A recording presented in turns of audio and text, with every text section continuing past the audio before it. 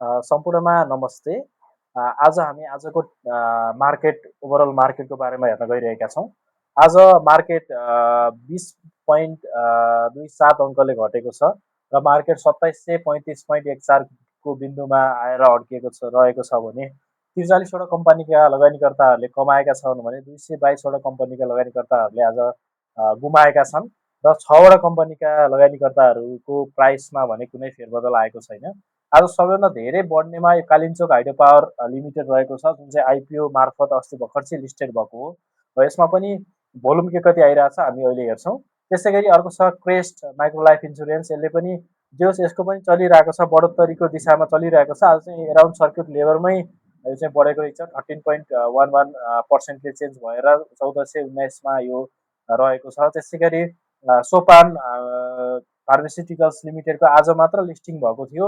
यसको पहिलो प्राइस चाहिँ 265 एराउन्ड कति थियो र मात्र आज चाहिँ 15%ले बढ्नुपर्ने, अब यहाँ टेक्निकल केही इरर भएको कारणले गर्दाखेरि 10% मात्र बढ्न सक्यो यो। त्यसै गरी अर्को छ सामुदायिक लघु वित्त संस्था। यो पनि सबभन्दा धेरै बढेर 1316को बिन्दुमा आएर बसेको छ।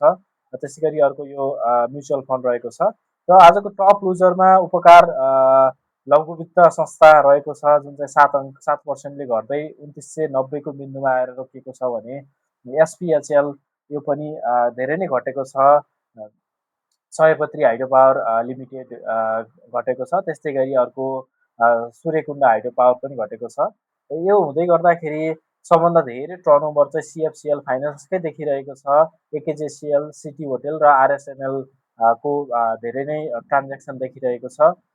यसै गरी आजको नेप्सेको कुरा गर्दाखेरि आज दिनभरि जस्तै मार्केट चाहिँ एकदमै डाउन सेन्टिमेन्ट आयो, दिनभरि जस्तै घटिरहेको थियो। एउटा पोइन्टमा त अलि धेरै नै घट्छ कि जस्तो भइरहेको थियो, तर पछि चाहिँ ब्यालेन्स हुन सक्यो। सो ब्यालेन्स भइसकेपछि एउटा किसिमको मार्केटले लय लिन खोज्दै थियो, तर यो जुन सेलरहरूलाई बायरहरूले जित्नै सकेनन्। सो कारणले गर्दाखेरि यो मार्केट चाहिँ त्यति धेरै बढ्न सकेन र आजको टर्नओभर 4 अर्बको रहेको छ। 4 अर्ब भनेको निकै थोरै नै हो अहिलेको मार्केटको कन्डिसनमा गर्दाखेरि।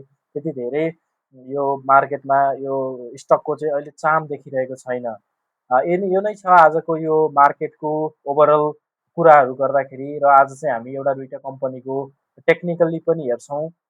पहिलो छ क्रेस्ट माइक्रो लाइफ इन्सुरेन्स। यो चाहिँ 2-4 दिनदेखि नै बढिरहेको छ। यसको के छ त अवस्था, यसको सपोर्ट के छ, रेसिस्टेन्स के छ, अनि अरू फाइनेन्सियल इन्डिकेटरहरूले के भन्छन्, यो बारेमा चाहिँ हामी हेर्न गइरहेका छौँ।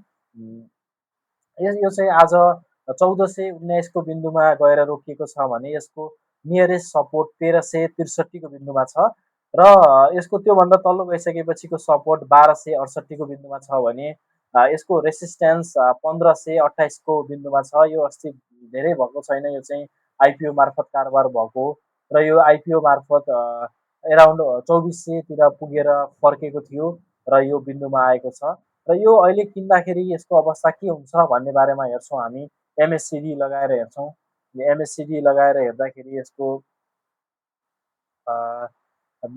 एमएससिडीबाट हेर्दाखेरि यो चाहिँ जस माथि नै छ। यो चाहिँ बाइङकै दिशामा छ, तर चाहिँ ठ्याक्कै प्रपर सिग्नल भने देखिरहेको